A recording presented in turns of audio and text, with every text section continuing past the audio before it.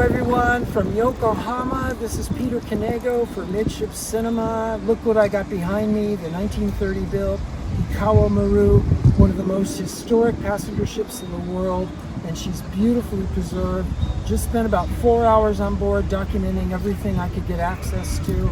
Although she's been a permanent attraction on the Yokohama waterfront since 1961, the HIKAWA MARU just doesn't get enough recognition worldwide. This outstanding ship was built in 1930 as a 3-class combiliner for NYK Line's Yokohama to Seattle service.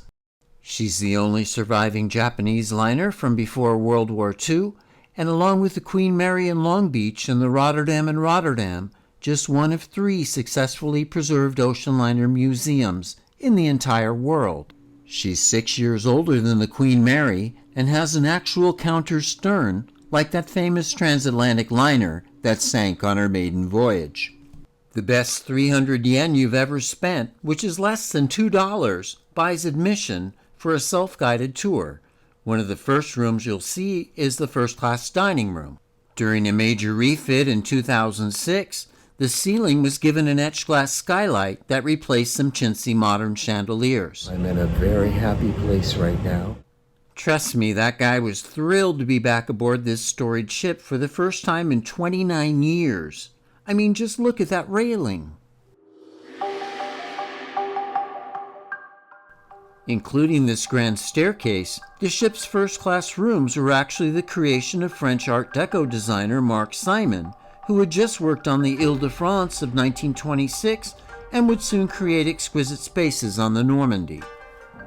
Ohio from HIKAWA MARU's first-class social lounge with the incredible painting behind me. And look at all this beauty.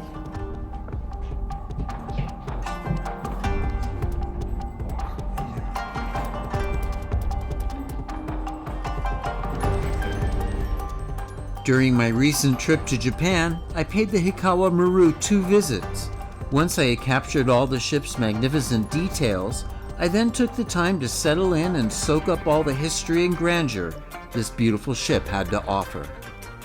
She was actually built a year before the legendary Empress of Britain and Matson's Monterey. Her contemporaries were White Star Line's Britannic and Georgic and the Bremen and Europa. This, my friends, is when ocean liners were magnificent. So yes, if you're an ocean liner enthusiast worth your salt, go to Yokohama and spend a day on board, except for Mondays and holidays when the ship is closed. And if you can't swing that just yet, stay tuned for my full-decked history and detailed top-to-bottom tour.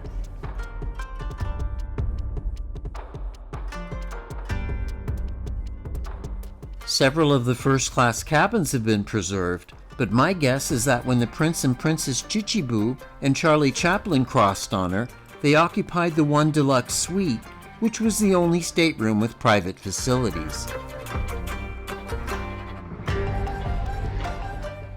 Another spectacular space is the first-class smoking room, which can be accessed from the starboard promenade.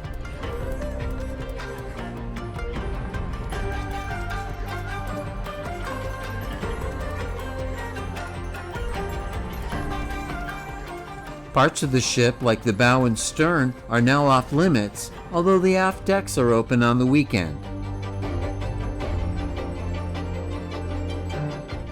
Also, every day at noon, the ship blows her whistle.